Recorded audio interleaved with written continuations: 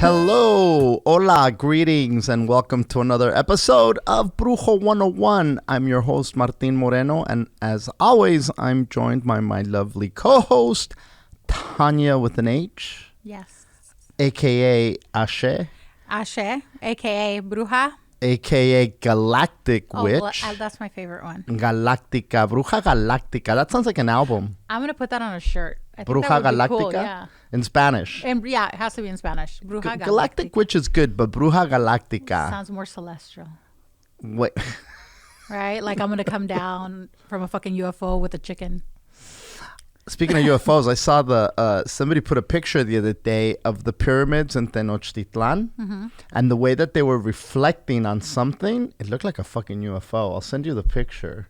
Well, a lot of people say that like beings from another planet help build them, right? That's what they say. That's what they say, and the way that they're fashioned almost looks like the pyramids might have been a UFO.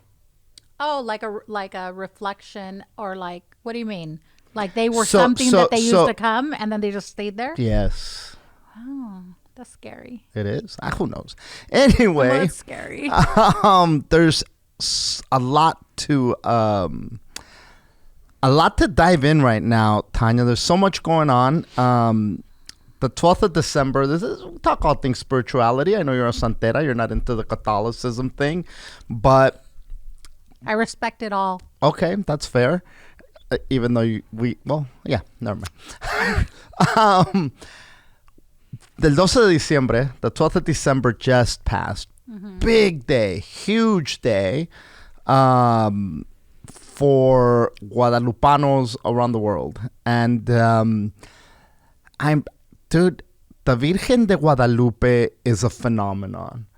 Like a huge phenomenon from the image itself to the convoluted history that happened in Mexico with the conquest. The Tepeyac, where her basilica is made, is where they used to go worship Tonantzin, the Aztec goddess of fertility and life. I was angry with a lot of it. My mom, rest in peace, loved the Virgen de Guadalupe. Her birthday is on 12/12, so her birthday just passed. I went to the cemetery to go visit her. Dude, it was like Easter Sunday at the park.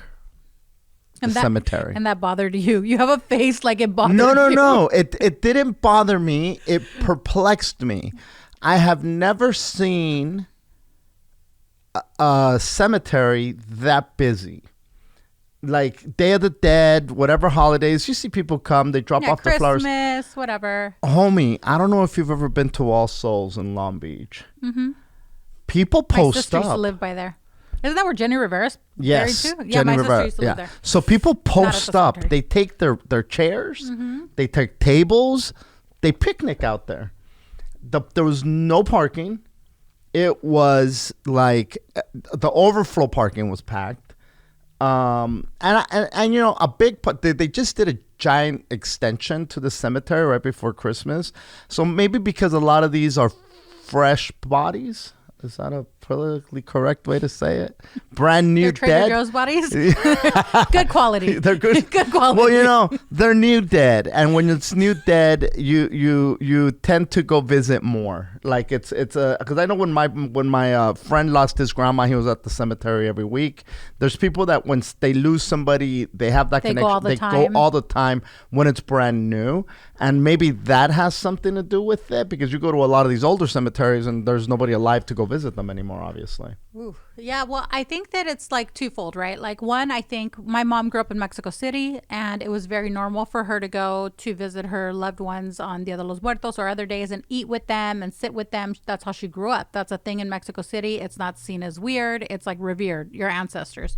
So I think that now with this whole like trend of everybody's a witch and everybody's spiritual and everybody's woke spiritually, I think also a lot of people are doing more things at the cemetery because it's kind of turned into an Instagram destination, because I'm sure that half of those people snap themselves at the cemetery. No. The people who take, and I'm not bashing, like whatever makes you feel better, but like my best friend is in a cemetery here, and I've gone on numerous occasions where she happens to be buried next to somebody who was also young when they died, and they have like a banda, and they're drinking 40s, and they're smoking blunts, and they're putting it on Snapchat, and it's like, okay, so partying with the homie, right? So I think that part of it has to do with this like restructuring of religion and restructuring of faith, because I also feel like I see a lot more things now with the Virgen on it.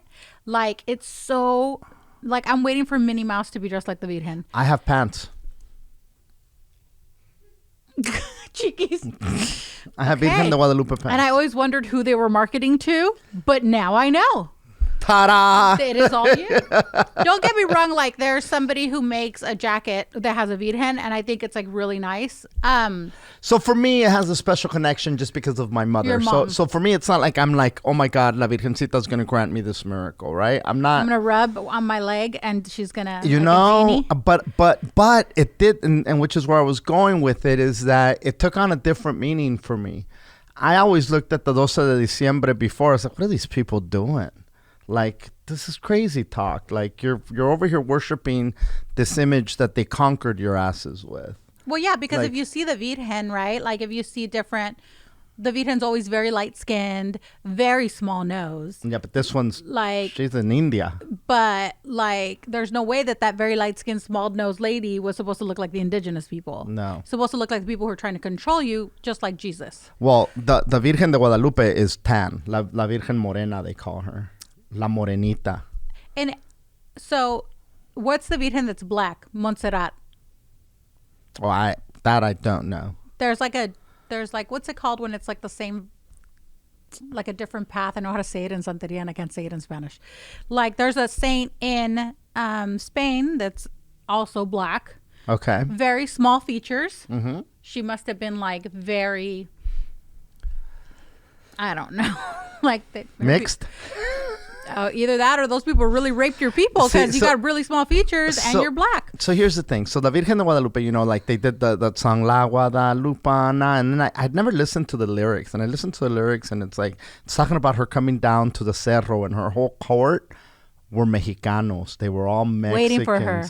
They were all, well, they came down with her, and they were singing. She had these angels, and they were Mexicans, and Juan Diego goes by, and, you know, that's when she tells him, this is where I want you to build my altar, you monkey.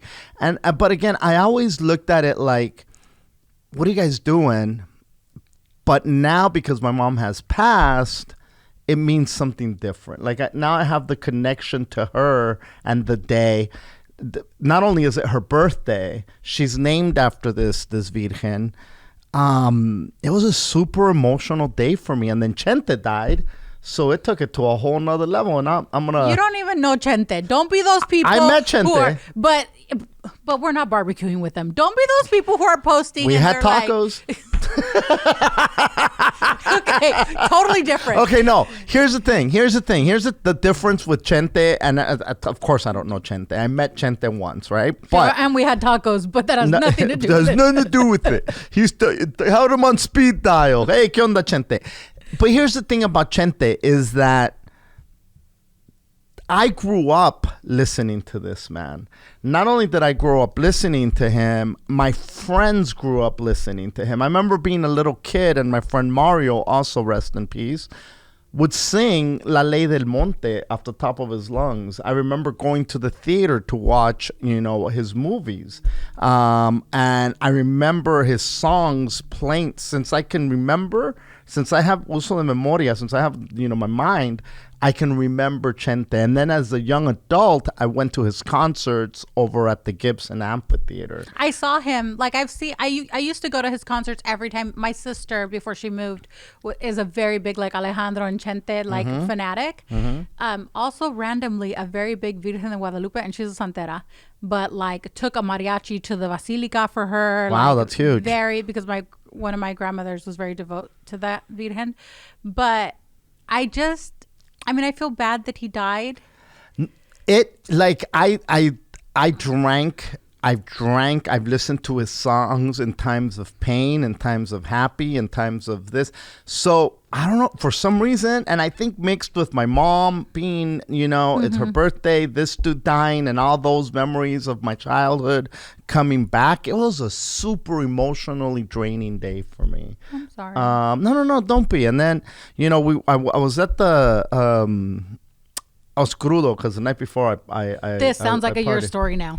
Now it's coming to fruition. I probably was on 4 hours sleep, completely exhausted, hungover, and I got up because my sister wanted to have a get together for, just to remember my mom, and it was her husband's birthday as well, and Hooter's girlfriend's birthday. So they're having this big get together, and I'm like, oh, shit, I have to go see I don't have to, but I would like to go visit my mother at the hospital, at the cemetery.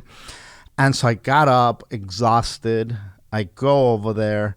And the Chente news is brand new, and I'm hungover, and I'm tired, and I'm exhausted, and it was just super emotional. Maybe had it just been the Chente factor, maybe it wouldn't have been that emotional. And I'm not trying to be like, again, not like, oh yeah, we were that tight, but no, I think everything just lined up for the perfect storm for emotions to just. I started bawling. Like I was driving and bawling. I was driving and crying. Like just a lot of just emotions just coming out. Anyway, again, it's I said all that to say that if you're listening and you have a loved one, don't wait till they're gone for something to mean something. I think that's the most important takeaway from it. Like, and I wouldn't do it different. It's not like I'd be like, hey, let's go do the Virgen de Guadalupe thing. I take it back. But it did, like, it does, put this little 9 in your head about this is what you should do and recognize people when they're here también, not just when they're gone. Being at the cemetery, it's not, my mom loved flowers. She did love them. So they take her the flowers. She's not there. She's not in the fucking box, and she looks out and she says, oh, look at the flowers are nice. But I think it's more to comfort the people that are left behind. It comforts you to know, hey, man, I still remember you, and I'm bringing you this stuff here. I think that spiritually, what I think, right? I think it takes a long time to grieve somebody who you adore. That's what I think. Because it took me a very long time to grieve. I'm like getting emotional. To grieve my friend. And I would go see her at the cemetery because it was what I was supposed to do, right? Like, I'm her best friend. I'm supposed to be here. I'm supposed to bring flowers. I'm supposed to bring her a beer. I would take her Lucky Strikes. Like, I would just hang out with her, How old was she when she passed? She was 27. And so, like, as I started to be more spiritual, she was actually younger than that. As I started to be more spiritual, I started to realize that she was not there. That she was around me all the time. It's not just that spot. Yeah. So then it turned into, I started to have a personal relationship with that energy, with that spirit, and it made me feel better because. But that's a hell of an evolution. I mean, it took a lot. Granted, it didn't happen overnight, and I think that when you love somebody, you want to hold on to everything, because the problem with death, I think, is that it's so permanent. And we know we're not going to hug them, or, that's the problem. There's no physical contact. Because if you were to die and we knew that you could come back even for like a minute and just hug, we would be fine. Think about it. Because if I could hug my grandma, or I could hug Roxanne, my friend, I would be okay. The problem is it's so permanent and I can't touch you. So I had to do a lot of spiritual work and connect and learn how to mourn her, where I don't, because we cry for people who pass away, right? And we ask for them, and we'll say like, oh, why'd you die? Some people, right? And that just makes the spirit really agitated. And then they cannot move forward to another level where you want them to be, because you want them to be vibrating on the highest level. But they can't vibrate on the highest level if you're trying to pull them back down with you. So it took a lot of years for me to stop questioning why she died and how she died and all these things so that I could let her vibrate higher.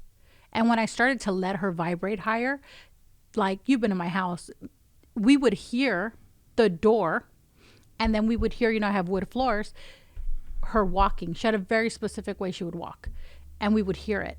And then I had a Reiki session done for my mom, and the Reiki person was her cousin. And they did Reiki to my mom, and then they called me into the room, and she was like, "Did you come spray perfume?" And I'm like, "No."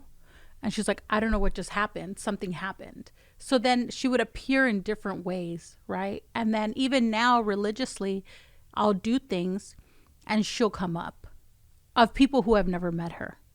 So I feel like it takes a long time to mourn people we love. But I feel like the sooner we mourn them without so much like grief, and we let them go to like a higher plane, the sooner we can connect.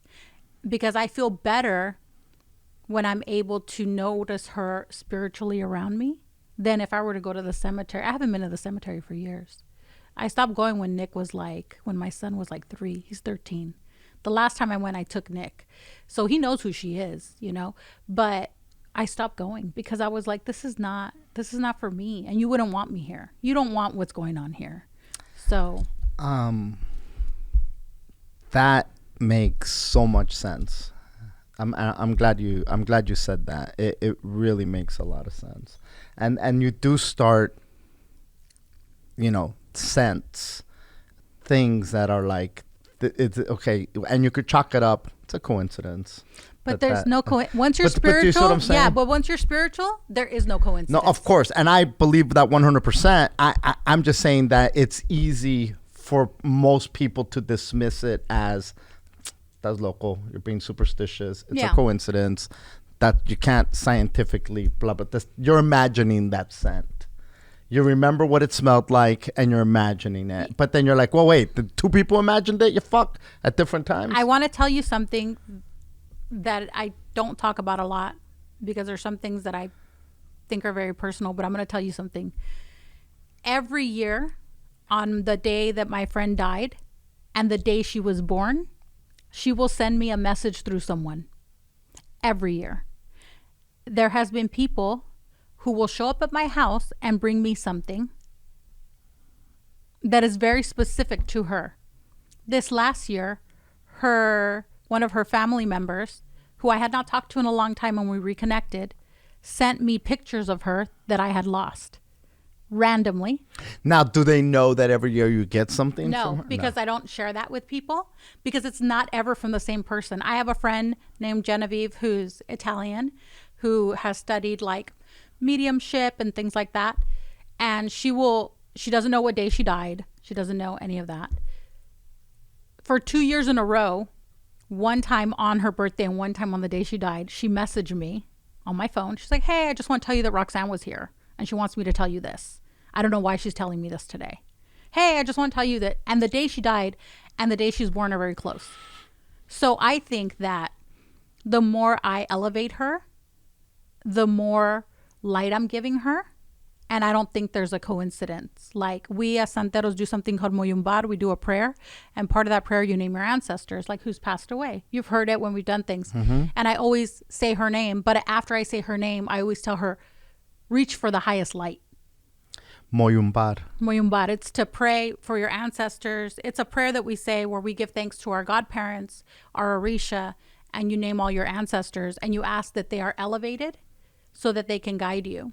So once somebody passes away, you wait for like a certain amount of time. We do something and then we can moyumbar them. So I feel like your journey with your mom is like beginning. And I think that you should do whatever you feel is okay. And I was going to head to that. The 12th of December, the Guadalupana. Now, you just got back from Cuba. Yes. And their version of the Guadalupana, or their person, their patron deity, saint. their patron saint. And I guess they have two, right? Mm-hmm. La Virgen de la Caridad del Cobre. Mm-hmm. And La Virgen de Regla. La Virgen, I don't know who that is. That one I've never heard of. So, but I'm saying the ones that are like completely crossover. Caridad del Cobre and San Lázaro. Babaluga, And is San Martín Caballero Cuban or no? No. Okay. There's La Virgen de Regla, which is like what they associate with Yamaya. Okay. But the patron saint of Cuba is La Caridad del Cobre. La Caridad del Cobre. La Caridad del Cobre. Yeah. Okay, now San Lázaro and Cubans are almost synonymous. It's like Guadalupe and Mexicans, San Judas and Mexicans, San Lázaro in Cuba. And my only experience with it is... Oh, you know some Lazareños. I know some Lazareños in Miami and all over Florida that have family in Cuba. But I mean, the image of San Lázaro, the friend of Jesus, like, okay, you say Babaluaye, but just the backstory of Lázaro is, he's the guy that came back from the dead, right? That Jesus, and he looks like he came back from the dead. The guy's full of he looks like a mummy that unwrapped himself, right? That's what the guy looks like. He's got lesions. He had, what is it called? Leprosy. Who knows what it was? All those diseases. It was the fucking COVID of the day. And so the image of him, he's got a walker, he's got the crutches, the dogs are, the purple cape. He's a mess. He's a mess. He is a mess. And he's dressed in burlap. They dress him in burlap in Cuba. And so, but the image of the Lazareños, it's freaking. It's a cult. It's cultish. Right? I mean, it's el culto de la Virgen de Guadalupe. A cult just means a group and a gathering. And we associate it as a bad word. No, they're a cult. And in Santeria, there's two ways to receive Babaluaye. One way is through Yoruba land, which is people who practice Lukumi, which is what we practice in Santeria. And the other one is called Arara. Arara is more pagan. And that ceremony is like super intense. I'll tell you later. But they're all secret ceremonies. So... like randomly, I went to Cuba to do some religious things. That's what I wanted to get into. And I wanted to segue it with San Lázaro because you just visited. I went to the Rincón de San Lázaro. So, but before that, I had rented a house we went to go do ceremonies for people, and I had rented a house because you have to rent a house to do religious things, and then I stay in another house, right? So the house that we rent falls through the day before. They're like, no, you can't come. First of all, Cuba's a fucking disaster right now. According to not according to. I was there. A mango in Cuba is $1.50. A doctor in Cuba makes $15. Do the math. So, a mango is $1.50. And here in America, you're probably saying, well, that's not a big deal. It's not. But when you're fucking a doctor making $15 a day? $15 a month? Stop. A month? A month? A month. Okay, minimum wage in Mexico, I think, is $15 or $13 a day. They just gave them an increase, so I think they're making like maybe 27. But they also increased all of the utilities, and now they're trying to, instead of give free utilities, which was originally in the regime, now they're charging you. So who's in charge in Cuba? Well, the truth is, the people who are in charge are the people who are the Fidelistas. But the president's name is Diaz-Canel. But Fidel Castro's brother still lives. Raul. He's still alive. Castro. And when I remember being a kid and they said everybody wants Fidel to be gone, but no, Raul's worse. Crazy. He's worse. Yeah, he's worse. I've always heard that. I don't know none about the guy, but they always said el hermano es peor. He's worse. So in Cuba, you have to rent houses a la izquierda, which means like, backroading it. So I rented a house for myself to stay in, and I rented another house to do religious things in. It fell through. I contacted a friend. They took me to another house. I show up to the house, and I'm talking to the girl who rent me the house, right? Like, whatever. And she's religious. And I'm like, oh, what saint do you have done? And she's like, San Lázaro. That's very rare.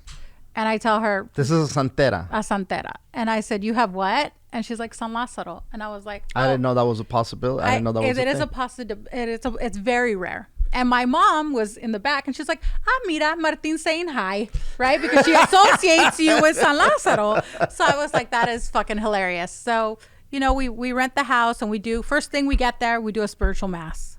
You know, we paid a medium to come talk to us. I like to do masses in Cuba because nobody knows me and I want to hear what comes out. So in the mass, a lot of things were said. And one of the things they tell my mom, before we go to the house to meet this lady, okay? So before this, I do a mass at the house I'm at.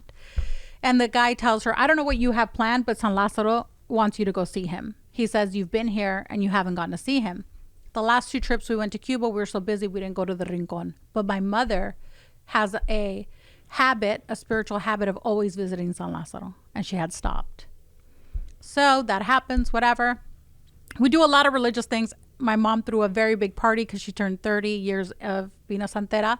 She hired 6 different people to dance for 6 different orishas to get possessed. They all got possessed. It was like religious mayhem. Sounds like a fucking spiritual orgy, dude. It was like spiritual mayhem. Out of those 6 people who got possessed, 4 of them told her, don't forget about San Lázaro. So the first day we had cleared, we were like, let's go to the Rincon. So we went to the Rincon. The Rincon is where San Lázaro is? Where San Lázaro is. It's the corner. The corner. They call it the Rincon. So the Rincon has like this water source where it's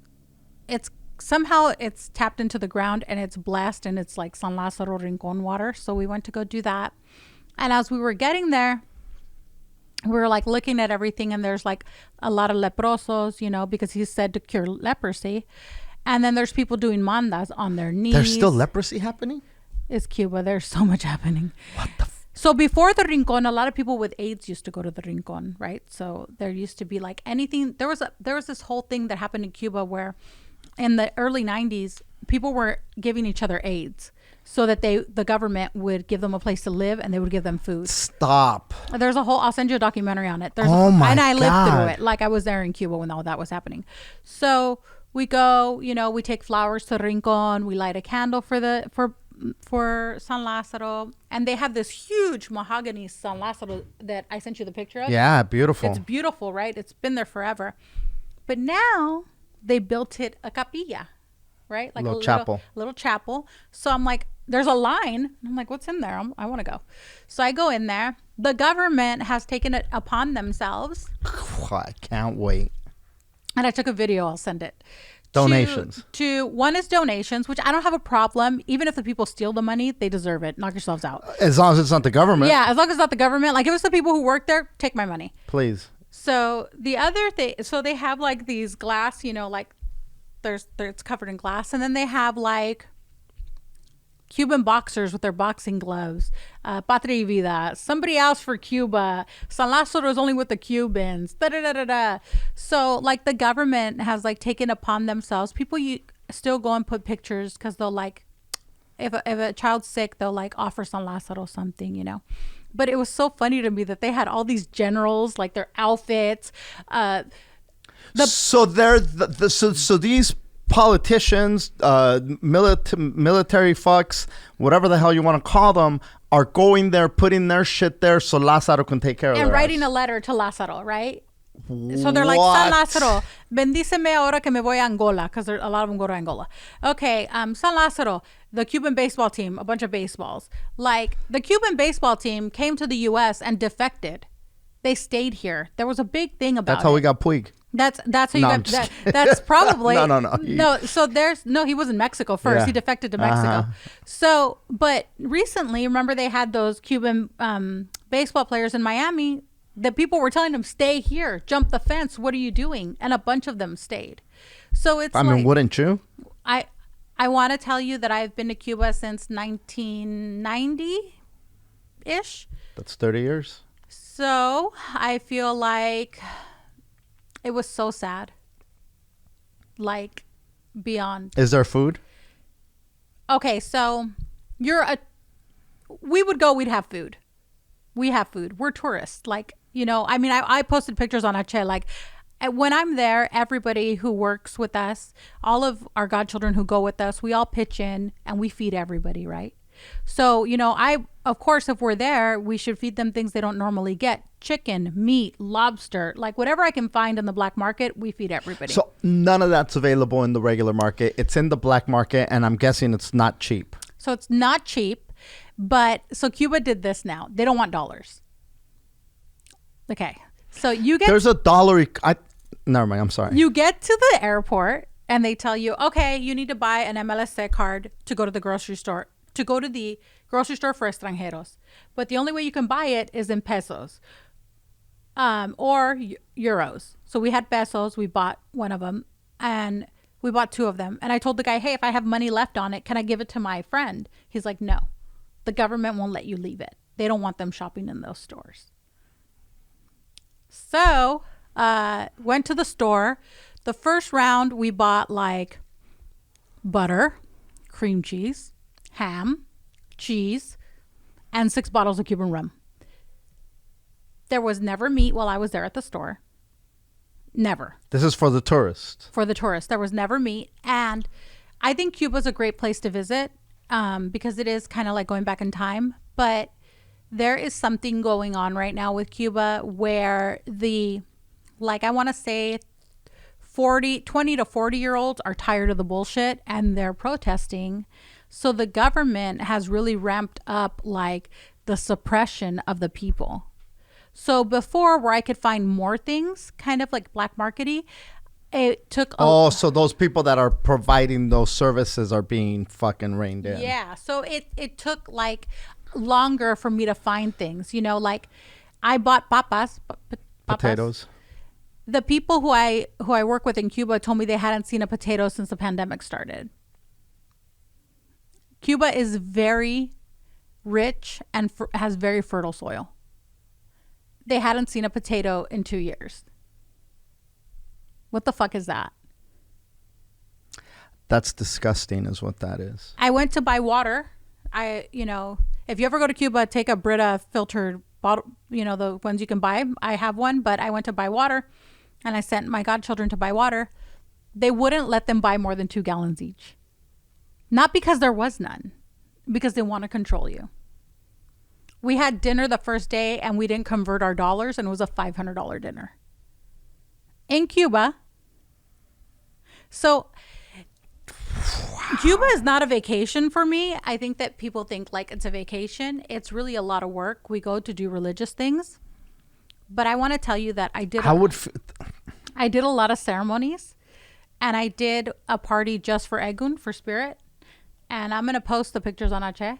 And I hired somebody to sing for me. And it was like the best day of my life because the vibe is so different there. And all the things that they told me in Cuba that were going to happen, as soon as I got on the plane, it started happening. So I deal with the lack of papa and the lack of things. And also, when I got there, we employed 22 people in one shot. And they made more money than they've made in 2 years. And then those same 22 people worked with me for 14 days. So they're waiting for me to get there. We took 100 pounds of luggage, each of us, and 11 of us went. And I came back with, one luggage, basically, because I leave everything there. Cuba's awesome. We have to go to Cuba because it's awesome, but it really gives you like a different perspective. And then I come here and I see people who are like trying to be spiritual and are so focused on the monetary and the shit that doesn't matter. And it's like so heartbreaking that they take Orisha and they use it, because in Cuba, they literally you've had a reading and we'll tell you, bring this fruit, whatever, a watermelon. In Cuba, they can't even tell you what fruit to bring because they don't know what you're going to be able to get. So they leave it open. They tell you, just bring a fruit, right? Bring a fruit. So poverty breeds a lot of things. You have to be really careful of the people you work with in Cuba. A lot of people have not made money. It turns into kind of like, they're desperate. It turns into kind of a vulture session if you're not careful. I'm very fortunate.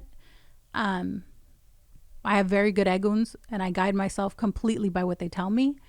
So Cuba was like such a weird experience this time. I was just about to say, because you've been there for so long, is this the worst it's ever been? So not the worst. I feel like en el periodo especial, which was a time in Cuba where they were eating the frazada del piso. What is that? The frazada is what you clean your floor with, the mop. They were cooking it and eating it because there was nothing to eat. I feel like that was... When was that? That was like very early 90s, late 80s. Oh, so that's probably when Reagan was in office. Russia fell, and all the money because they were like giving Cuba a lot of money up until that point. Once that Cold War of that time was over, Pope John Paul had a lot to do with that as well. Russia was just, I remember a political cartoon where it had this woman and it said Mother Russia, and there's a bunch of people in a soup line, and this big bowl had a bunch of nukes in it. And that's all that they had to feed people, right? Which was obviously an American political cartoon, but a byproduct of that, or a casualty of that, were the Cuban people, because that's when and I forget what the money, it was a significant amount of money that was going to Cuba every month from Russia that all of a sudden stopped. Well, I want to tell you that there's apartments that belong to the Russians in Cuba, and it's like you're in Miami. They're awesome. It's like completely blown out because there's a lot of Russian mafiosos who go there because there's no extradition. There's a lot of stuff that happens there. I feel like this time it was just so apparent that the government is trying so hard to keep their foot on them. They keep them so submissive, like don't get out of line. And the people. Yeah, like, so I something that happened to me that has never happened to me. I constantly repost things about SOS Cuba and like the political prisoners in Cuba, a lot on Ashe. Mm-hmm. And I had not done that before, right? So like I expressed my views about it. I like, whatever. When I got to Cuba, they scan your passport. Even though they don't stamp it, they scan it. And they do something because you can't see. The girl held me there. And I was like, everybody got to leave. And I'm like, what's the problem? And she's like, just wait. And I was like, okay. So then this other guy came up to me and he's like, what kind of business do you own? And I said, a store. And he's like, what kind of religious? And he's like, oh, what is your political affiliation? And I said, what does it matter? What are you asking me? Like in Spanish, And he's like, well, what are you here for? And I was like, to do religion. And they opened my bag and I had a bunch of religious things. He's like, so it was like an hour ordeal, right? And then they let me go. So I know for a fact that those people stop you when you are like reposting or they see you or whatever, because they want to have all these people under their thumb. So like maybe you're like somebody who's going to try to go start an insurrection and mobilize these people. Or take them supplies, because there's a Vice documentary, which is funny because I actually did take somebody's supplies who does that. But there's a Vice documentary where a reporter went and tried to meet with these people from San Isidro, which is like this group. And until she went to try to go meet with somebody, she was fine. And then when she did, they followed her. So, there was... I don't like to get political, but there was a bunch of things that happened in the uprising in Cuba. There was a girl who was very young who was like fighting against the government. She got taken to jail. It was a 1-story jail. The Cuban officials released a press statement saying, oh, she fell and she broke her back. Now she's a paraplegic. There's another guy, Michael Osorbo, who's been in jail forever and no one's heard from him. There's another guy who's been in jail forever. So they disappear people who speak against the regime, right? Sure. And the regime has that much backup. Yeah, the regime has because what they've done is they've separated the people. So a long time ago, I was somewhere and a lady told me that her neighbor worked picking the coffee, right? And she's like, and she took some home. She stole some and took some home because there was no coffee. And she started burning it, right? Or whatever you do to the coffee. And her neighbor called the police on her and was like, she's burning coffee and we don't have coffee. Why does she have coffee? And they took her to jail for 10 years. over some fucking coffee. So what happens? There's a lot of Cubans leaving the island. I did notice that there's a lot of people selling their homes, furnished, whatever, for dollars because they're going to cross through Nicaragua, which I also don't think is the correct way to go either, but they're desperate, you know. So they're going to Nicaragua, then they're going to Guatemala? They're crossing Nicaragua, Guatemala, or Colombia, crossing through the jungle, the Darien jungle. And then Mexico. And then a lot of them are staying in Mexico. A lot of them are staying in Belize. But I think like this time going to Cuba, I noticed that one, everything is up in price. Two, there was no water in the house that I rented for 2 days. But my house that I rented, that I sent you a picture of, right across the street was Fidel's new museum. And there was water being pumped to water his plants every day because I walked out and saw it every day. And he cut the water supply to a whole city for 2 days. So people could not cook, poop, shower. Luckily, I had rented the other house and I was just going to the other house. But it's such a mind fuck that the people there are like, it's sad. Like it's sad. And then you see them and they have so much faith in Orisha and they do all these things with so much love. And then you come here and it's so like the tax collectors outside of the temple that it's crazy. But to be fair, I feel that every religion does the same shit. Yeah, I think that every religion does the same shit. You've got televangelists selling you blankets for $1,500 that'll pay your bills. It exists in Cuba too, because people will, if you don't read and you don't know, like if any of the people who went with me this trip were to go to Cuba by themselves, done deal. They would get raped. Like wow. They would, because they don't know enough, because they're starting to know. Like, you need to know what animals get fed to what. You need to know what... for that, yes. Now, there's a lot of people that go and vacation and do the tourist thing, and they have no clue. Yeah, I think if you go to Varadero, which is like one of the... I want to go to Varadero next year. That's one of my goals, because I've never been to the beach 23 times in Cuba, and I've never been to the fucking beach. Oh, you're slipping, homie. I've been to the Malecón, but not in the beach. So, I mean, look... I've had the opportunity. I've been invited, and something always happens. And I've never been to Cuba. We're gonna go, Chikis, and we're gonna go to the beach, and then we'll like sprinkle some brujeria in here and there. So, and here's the thing: is that I always said, because I know that they have like these resorts over there, and people are like, it's amazing, and you go and these beaches and yada yada. This was Hawaii before they turned communist. And Las Vegas before Las Vegas. Everybody used to go, and it was this and it was that, and it's amazing. People go from Canada, they go from Mexico. But you've been to Puerto Rico, right? I have. So you've been to Old San Juan. Mm-hmm. Okay, it's kind of that vibe. And then if you've been to like Culebra Beach, it's white sand. It's like that. Mm-hmm. I've stayed at very nice hotels in Cuba. I'm so used to, we're so blessed. Like a nice hotel to us here is something so different, right? Like if I tell you, let's go to Vegas and stay at a nice hotel, you're going to be like, okay, let's stay at the Cosmopolitan, at Aria, So I would say that a nice hotel in Cuba is kind of like... Circus. The Bellagio. No, not the Bellagio. Bally's. Okay. It's Bally's, but you're paying like Venetian prices. Wow. So that's the difference, right? Like, but I'll always go because I love the religion and I love to go. And then I've always, wanted to go and do the vacation thing. Now, I'd almost feel guilty doing that.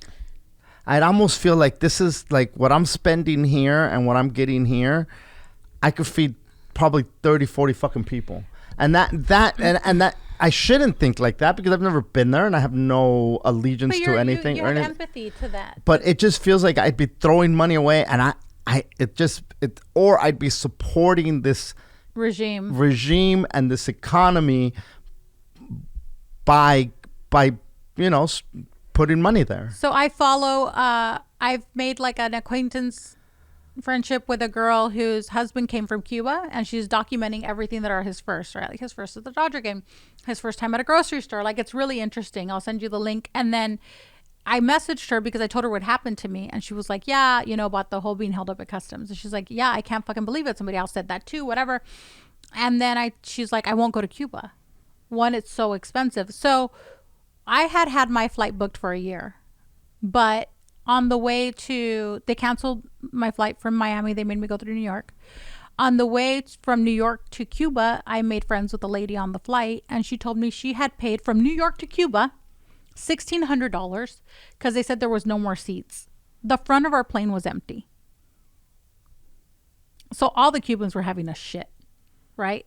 And then, of course, you know, you're tired, right? Like, we're carrying, you know, all these suitcases, and I'm already bitching and moaning by the time I'm at the fuck this, you know? And then I see, and I'm like, I'm always going to bring 100 pounds of shit. Like. Yeah, it's like that scene on Schindler's List when the guy, you know, when the war's over, and he's like, you know, he had been paying for people's lives, and then he has this giant breakdown, and he's like, I don't need this fucking car. That could have been X people. I don't need these fucking watches, fucking none of this. I don't need none of this shit. All this could have been somebody's life. Like, my friend has a little boy there, and he's 8, and I took him clothes last year when he was 7, and he was a size, you know, 6, and he hasn't changed sizes. And I'm a mom, so I know what that means. That means that you don't have the nutrients to really. You're not growing. You're not growing, really, right? Like, you're not at the pace you should be growing. And who knows? That could be the next goddamn fucking. You never know. Home run hitter. It could be a home run, or it could be Hitler. But nice. Either which way, he should have the opportunity to be one of those things. So, you know, and it's like, I think that, I mean, we have to go to Cuba because you have to see it, but. And then you walk this like tightrope, right? Like, I want to give, but then I don't want to be taken advantage of, but then I want to give. So it's a toss up, but you know, we that's why you just go with the hookers, because, you know, it goes to a good place. I mean, I know a lot of hookers in Cuba too. So, and I do give them a lot of stuff, and I promised them when I went back, girls, condoms for everyone.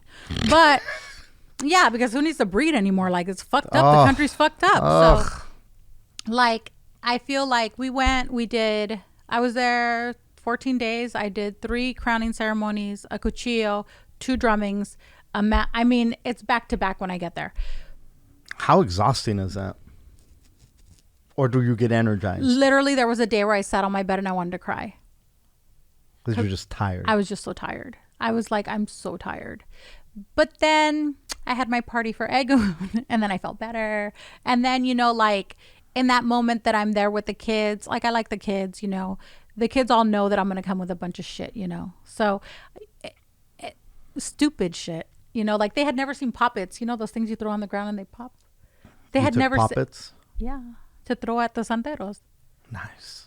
Keep them on their toes. And, like, glow-in-the-dark sticks and, you know, whatever. You know, I took them Legos that they tried to take from me at the airport that I got in a fight with the fucking customs person about.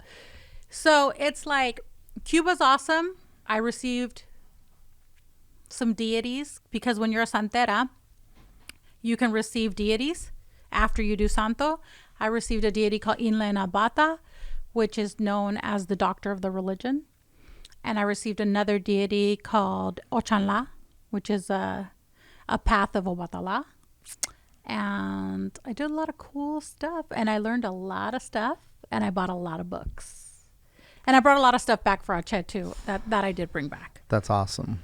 But we'll go to Cuba. But we'll hang with my, you know, hooker friends and go to the beach. There's no meat.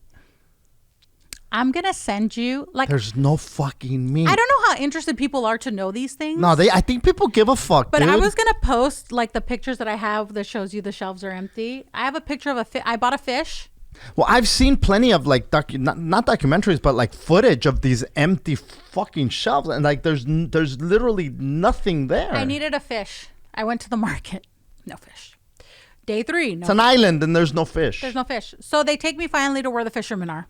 I get to the fisherman, right? The guy's like, are you with the government? What do you want? I'm like, dude, I don't even speak like Cuban Spanish. What the fuck? So he brings me out a fish, 4 pounds. I'm like, okay, how much is the fish? He's like, $15 a pound. I said, this fish is going to be $60 fucking dollars. What is this fucking barramundi? I'm fucking. I was like, are you going to slice it and fucking make it into Chile? tartare? Is this a fucking Chilean sea bass at a steakhouse? He's like, all right. I'm going to give you a deal. I was like, okay. So whatever. We talk about the fish and I'm like, can I have shrimp? And he's like, there's no shrimp. I'm like, you're on a fucking island. He's like, what do you want me to tell you? I bought lobster tails in the black market. I bought 40 lobster tails, like medium lobster tails, for $75. To us, that's great, right? To them. Who the fuck is going to buy that? I bought a bag of papas for $10. So I had to buy 10 bags of papas. Can you take food? You can take food, but you cannot take perishables. So this time I got smarter and I took pasta, spices, and I had everybody who went with us took stuff. And thankfully it helped us out a lot while we were there. Canned tuna? We took tuna. There's no peanut butter. There's no jelly. It's hard to find mayonnaise, ketchup, mustard. If you go to a resort, they're going to have all this. If you go and you buy it, you could possibly buy it, but the lines are like 3 blocks long to get a fucking thing of ketchup. I'm not going to do that. And no gasoline. And the car situation. The car situation is rough. So I think next time I go, I'm going to rent a car because I've decided that Cuba's a very small island and I think I can figure it out. They do have cars for rent? They do have cars for rent. The problem is that there's not a lot of GPS because the government restricts the Wi-Fi. So you can only get Wi-Fi on 3G. Who the fuck uses 3G? So when I got there, T-Mobile sent me a message and told me it's 50 cents per text, $2 a minute plus charges. One of my godchildren was on the phone for a day. The next day, he's like, oh, they restricted my phone. I'm like, oh, calls. And they're like, oh, you have a $2,000 phone bill already. So I took a phone and I left it there with my friend Danny. And when I go there, she's going to connect a line for me so that I can pay for internet there and I'll just have my own phone in Cuba. I can't, it doesn't make sense for me to spend $2,000. Who does that? And T-Mobile has the Havana plan. No, they don't. They just released it. No, they don't. They have international because I have it. I have international. Yeah. So this is good in Canada, Mexico, and Havana. So you're literally spending money like if you've been in Europe. You're literally spending money like if you're in Europe. That's how I felt. Like I'm in Europe, but with none of the good parts. Ugh. So and then I hate to say none of the good parts because I went to the Rincon and I saw San Lázaro and that was awesome. And I loved it. And I did that party for Egun and I loved it. And my mom had that fucking party where everybody got possessed. And I love that too. Because that's what I want to see. Those things don't happen here anymore because we're so far removed from the spirituality. There's no way Orisha's going to come down here. What for? If I was them, I would steer clear here too. Fuck this. I would stay over there. But it was very, very... I'm going to post pictures, I think, on Ashe. I just didn't think people would be that interested, but I'm going to post pictures about the Cuba trip. But it was so funny because I stayed at a Lazareña's house. Then I went to the Rincon, and that's where I got you that thing. And my mom's like, oh, take a picture. She took a picture of San Lázaro, and she's like, send it to Martin. I'm like, okay. So I think you definitely have to go, but be careful. That San Lázaro thing is just every year it's beginning to be. So last year, I still haven't shared it. And I don't know that that's the right time to share it. But my San Lázaro experience that happened a year ago. Now, here we are coming up on his feast day again. It's the 17th. Today's the 15th. So his feast day is on Friday. But people will stay up on Thursday. Yeah, they do. They stay the 16th. Velando San Lázaro. Yeah. So they have their little thing on the 16th for San Lázaro. Now, will you be partaking this year? I will. Nice. I will. And I think I will too. And I will say this, that when I started going to your, to your house or your place of worship, your goddamn, your goddamn church in the back. Your chingadera there, your thing. Because it's not just your house. I'm gonna get a sign that says that mi chingadera aquí. Mi chingadera aquí, because that's where you worship. That's where you have your misas. It's a sacred place, right? And so when I started going there, obviously I started connecting to, like I said, and I've said it before, to my ancestors, especially my grandmother, and I started making peace with Catholicism and embracing the saints in my way, in a way that worked for me. I started going to visit my grandmother right around the same time, between then and when the San Lázaro, between December, I started going to my grandmother's grave, which I had not done in a very long time. And I started taking her cigarettes. I started taking her beer. I started talking with her, communing with her.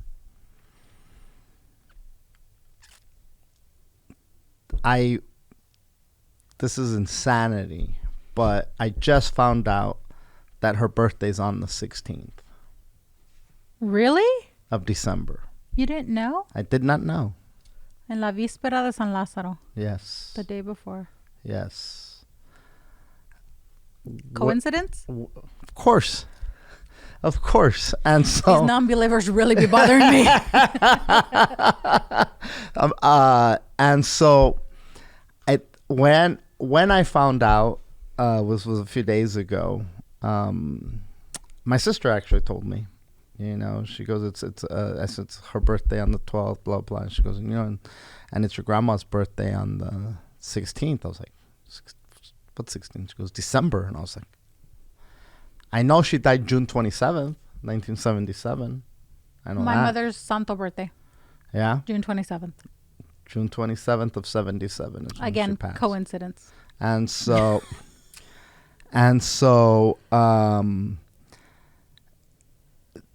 yeah, it's so nuts that I did all the stuff for Lázaro without knowing I was doing it for Lázaro, and I had bought the Lázaro, and I had just reconciled with this, with this woman, or not reconciled. It's not like I didn't like her or nothing, but I had just, started connected, and now her birthday is on the basically when you stay up to the San Lázaro. Yeah. And I'm like, this is, because for the other Virgen de Guadalupe, I put out the Guadalupe stuff, and I put on the pants? I did. I did. I sure did. And my sister had a shirt, and my other sister had a shirt. You guys are my target demographic. Oh yeah, right for here. sure. Oh, I'm dude. And so, and I'm like, first of all, they're like thinking they're all bad with their shirts, and then they see me coming with the bundle. Ah! You're like, I outdid you. They lost their shit when they saw the pants. Funny. Anyway. I just thought, and then you sent me the picture of the Lázaro, and I'm like, because I think you went to Cuba right around the time of you're back from Cuba, and you bring me this, and I have holy water for you that I forgot, but I brought you holy water that I smuggled. And so, so again,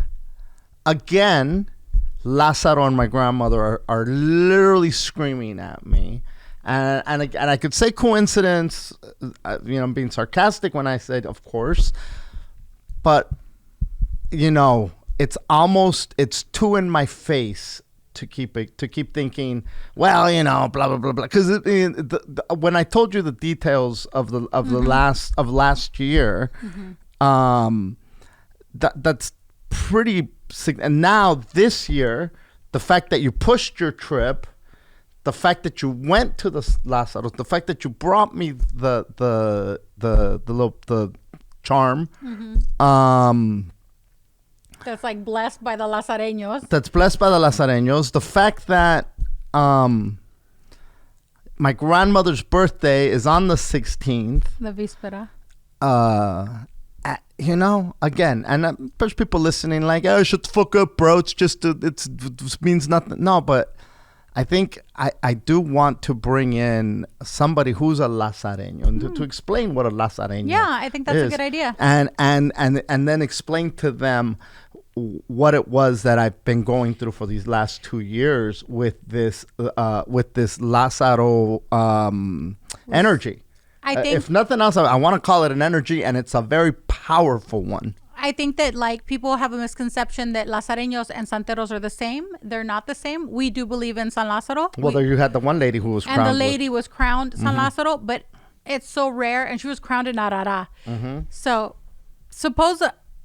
let's say supposedly in that ceremony, without giving away any religious secrets, supposedly they bury you neck down. In the cemetery. Yes. Yes, I've heard about this. To reenact reenact San Lázaro's thing, right? So I have to receive San Lázaro. I have not received it because, contrary to popular belief, I'm a fucking chicken. Like, certain things I don't want to deal with. So you wouldn't get buried in the cemetery up to your neck? mean, if I had to, I would, right? I do a lot of things in the cemetery. I think it's more claustrophobia, but... Now, would you... And do you spend the night alone? I believe that's what they say. Yes. So I've done a lot of things alone, but I have pushed that ceremony back because I'm not ready for that currently. I'm doing other things that I've like prioritized it differently. But when I do that ceremony, because I'm going to have to, like, there's no, right? I think that energy, there's orishas that are more spirit than celestial, and San Lázaro is one of them. And I want to tell you something. A lot of things happened on this trip to me, and a lot of things have happened to me in the last 6 months that if I wasn't a religious person, I would think I was full of shit. Does that make sense? Of course. I decided like 6 months ago to completely let Egun, my spirit guide, and Orisha guide me. And so many things have happened, and it's been like a roller coaster. And a lot of things have happened that were like heartbreaking, but they were things that had to happen. Does that make sense? Mm-hmm. And the connection with Orisha and spirit is so strong now that if I feel like it's a no, like if I feel like my ancestors are, it's a fucking no. And there's no amount of money that's going to make me do it. And there was, like, you have to conquer these generational curses. And growing up, like, first generation, my mom, like, it was always success was always very equivalent to monetary things. And I've been able to do a lot of things. But now success is different. Does that make sense? Mm-hmm. And I realized that, like, I'm letting these people drive the car. And it's scary, but it's so clear that... Ooh, Jesus, take the that wheel. Things started happening to me on the plane on the way back. It was fucking weird. And it's scary. And I had the weirdest dreams at that lady's house, the Lazareña's house, where I told her, I'm having these dreams that I don't know what they mean. I'll tell you later. And she was like, oh, that's this. And this happened. And so I feel like if you're listening to the podcast, it's because you're into spiritual things. And I feel like if you're into spiritual things, there's something calling you to connect with whatever your spirituality is. Not everybody's going to have like the feeling that you have or the connection that I have. These are things that you have to work on, and you have to start with the base. I hate to say it, but it's like the goddamn hashtag. If you know, you know. Yeah. And you have to start with the base. Like I had somebody read me and they told me you're psychic. But besides that, in your family, there's a gift being passed down. So you're psychic and that's this. But fuck that. What really is this that came in your bloodline. So I feel like with you, there is something in your bloodline. Because all these religious people, there's something. And the fact that you connect. You're not a santero. You're a person who gets consulted periodically and you do certain things, but you're finding your own path spiritually. You know what I mean? And I feel like we have to like honor that as people. And I feel like if you know, I get a lot of messages on a chat like, I heard you on the podcast. I don't know if it's for me. I don't know if I should get a reading. You guys should try, because if it's going to make you feel better, you should try it. Absolutely. And if nothing else, you're taking one step. Yeah. Even if it's just that one step is going to put you in a whole nother place with different perspectives. It's going to give you different perspectives on things that you might not have seen had it not been pointed out. When your mom said certain things to me, it opened and it was just things that she would just say, and then she would say something, and I'm not making fun of her at all. And then she would say, "Me estás entendiendo? Me estás entendiendo lo que te estoy diciendo? Are you understanding what the fuck I'm saying?" And then she'd keep going, and then she'd keep going. There's no way in fuck she remembers half of the shit that she says. No, because she's also half in trance. Because she's just going. She was just going. Ba ba ba ba ba ba ba. Me estás entendiendo? Me estás entendiendo? Like, are you listening? Are you fucking listening? Like, it's almost like this, and it's almost like this hypnosis that she was under, right? Yeah. But again, those things, I would be lying if I said that they did not open these doors that were right in front of me the whole time, yet I couldn't see them. And then when you start opening them, you start getting these feelings, and you start getting these emotions and these things that start confirming things, and then you're like, oh, this is it. And little do you realize that all you did was crack. All you did was find the fucking door and turn the doorknob, and you cracked it, and you think that I'm here. Fuck no. You haven't even began to go through that door and take that journey that is awaiting you spiritually. Yeah, and I think that if for people who are on that journey, and I think that, you know, you see a lot of things, like I'm still, you know, I'm trying to progress and not argue with everyone who I see that's fucking stupid. But so hard, right? Especially when I see them just bamboozling people, it bugs me. And I went to Huntington Park to the Botanica, and it really got bothered the other day. But anyway, I feel like I was in Cuba, and we did that party, and the people, it's called getting mounted, when they get possessed with the saint, with the Orisha. And the Orisha came up to me, a guy I've never met before in my life, told me, in your house, you have a room. And in that room, there's another room. And that's where you have El Egua. And behind El Egua is Yamaya. And every morning you stand and you tell me this. And before you left, you told verbatim. And he told me, and I heard you. Don't worry, I heard you. I was like, I started crying. And he's like, don't worry if anybody appreciates what you've done, because I do. And that was enough.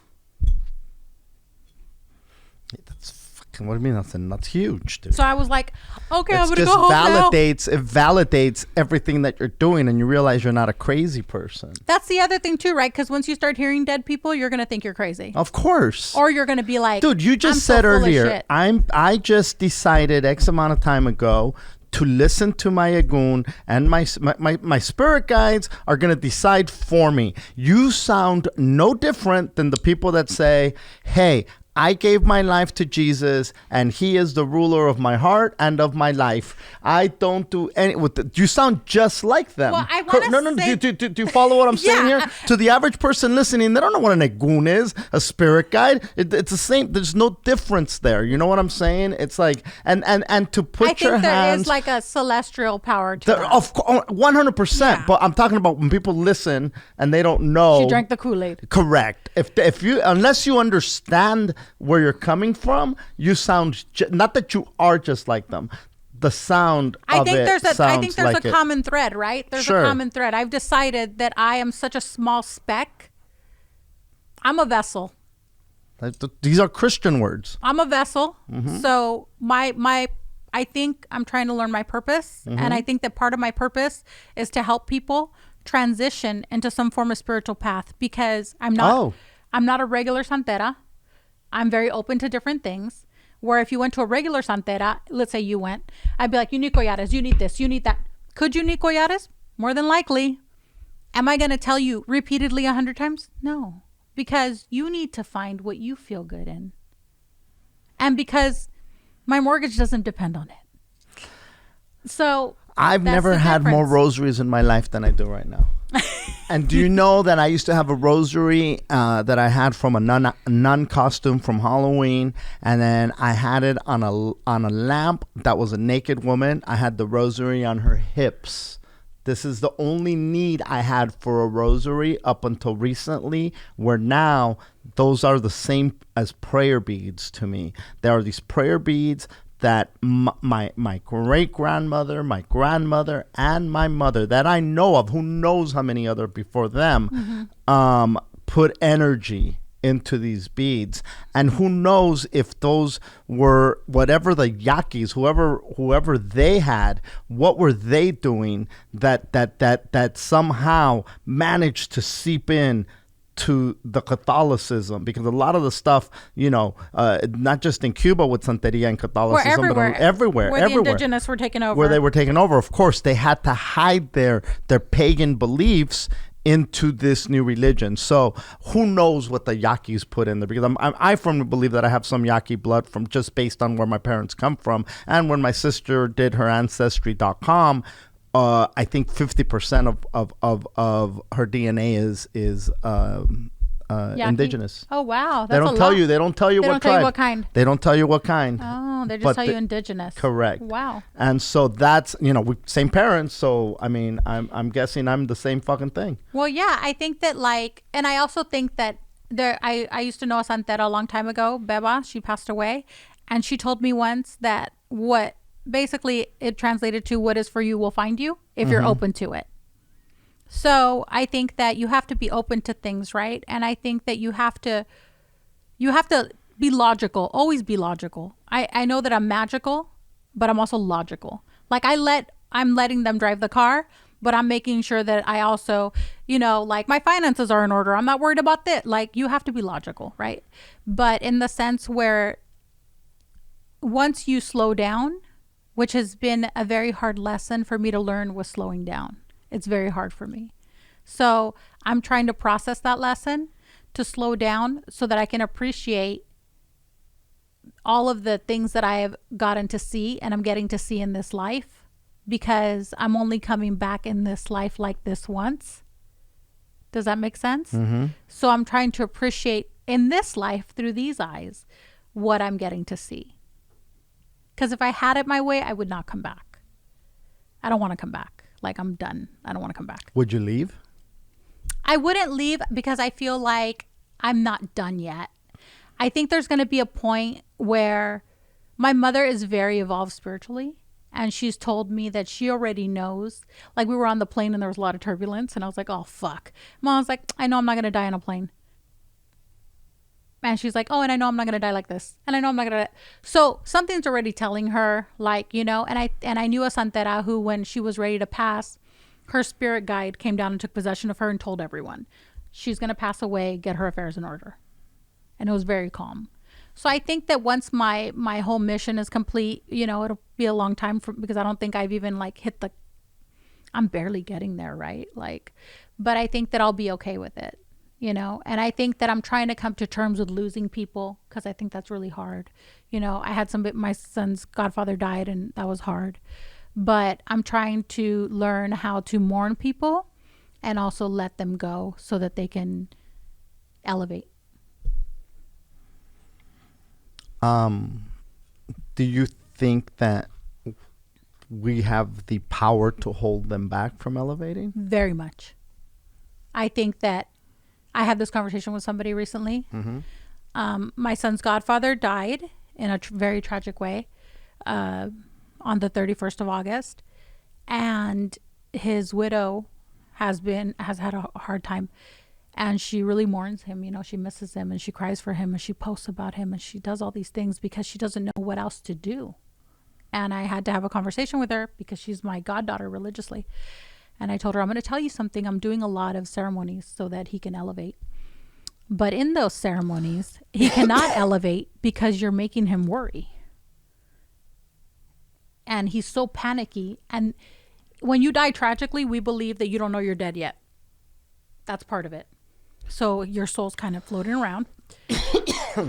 So you're dealing with that. And then you have these people who are constantly crying for you. So you're holding them back. So we need to learn to be less selfish and let go so that they can elevate.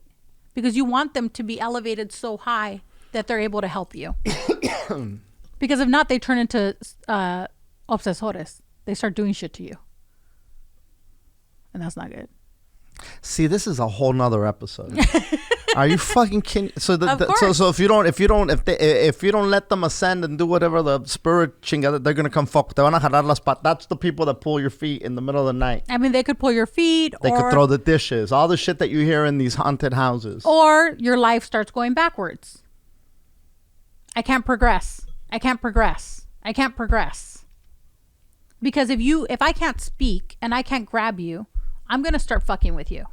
Because at some point, you're going to go get a consultation. And they're going to tell you what I need. Interesting. So those are called that makes sense. Those are called when you break it down like that, it makes sense. I think that everybody who comes to my house to get a reading, egun sent them. There was a spirit in their spiritual realm that needed something. And he knew she knew that we were going to say what they needed. Hallelujah. Amen. Amen. Listen. Come to my church. I'm just kidding. we gotta wrap it up, but I want to hear more about the Cuba thing. We'll talk about it some more. We need to find a Lazareño. If there's anybody out there that's a Lazareño, let us know. Hit us up because we want to talk to you. We want to bring you in and have a conversation. Also, anybody who studies Batu, I think that's how they say it. It's Palo Mayombe, but the actual Batua part of it, hit us up too because I just learned about that and it's super interesting. I'd want somebody on here. Happy Dia de la Virgen de Guadalupe. Is it happy? Is it happy or is it like, hey, cheers? What do you do? What do you do for the Virgen de Guadalupe? My grandfather died on that day. There, you see? And so did Chente. Rest in peace, Chente. Rest in peace, Grandpa Chucho. And rest in peace, Mom. There you go. Everybody. And rest in pease, Roxanne. There you go. But also, San Lázaro, his feast day is on the 17th. You do what do you call it? La víspera. Víspera is the night before. And you give the dude some rum, get him some black beans, get him an onion. This sounds nuts.